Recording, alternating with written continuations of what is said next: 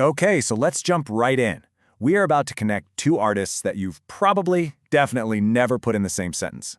The incredibly cynical jazz rock perfectionists, Steely Dan, and, well, William Shakespeare.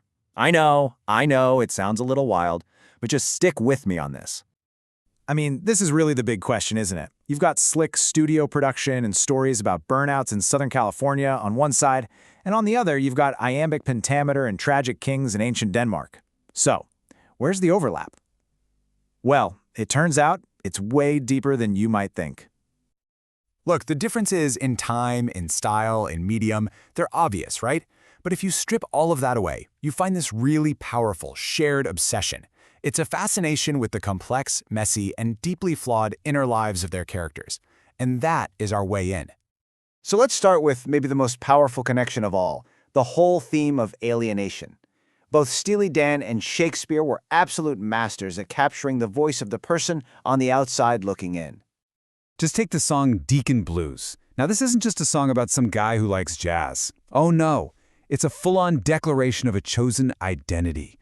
The narrator is actively rejecting a world of winners, the crimson tides of the world, and instead, he's choosing a life that society would probably call a failure. But he finds this unique dignity and meaning in that choice.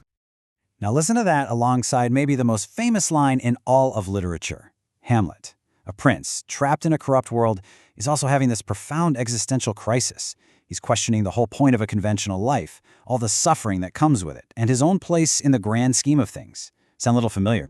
And this is where it just clicks. Both of these pieces are about self-invention in the face of total disillusionment. The guy in Deacon Blues basically says, "Fine, I'll be what I want to be," and he writes his own myth of a glamorous failure.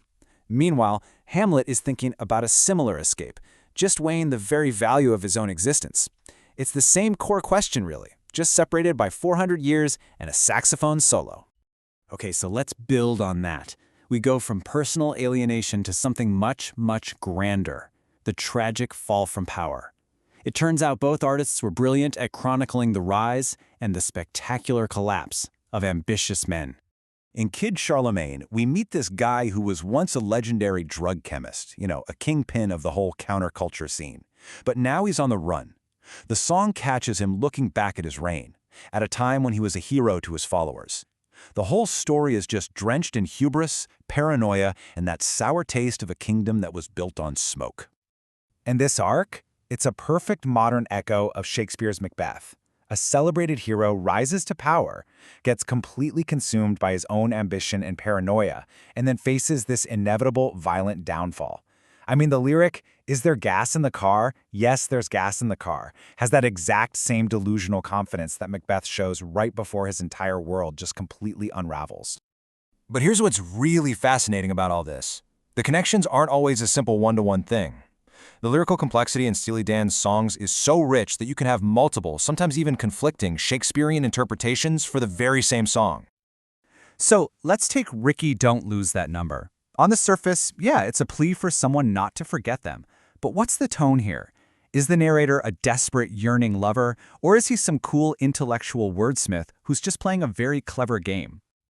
The sources actually give us two incredible readings. One of them pairs the song with Romeo and Juliet, seeing it as this fragile, desperate plea to keep a connection alive against all odds.